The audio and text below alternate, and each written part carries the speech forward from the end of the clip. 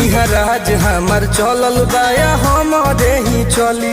ढेर अइले गइले गुंडा माफिया कटने बाहुबली, केहू के बस के चीज नइखे।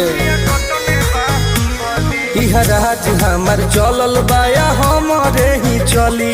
ढेर अइले गइले गुंडा माफिया कटने बाहुबली, मार के गोली बंद कदम बोली हरदम ला सुता दे। माहौल जवन बदली ओहके दुनिया से उठा दे। माहौल जवन बदली ओहके दुनिया से उठा दे।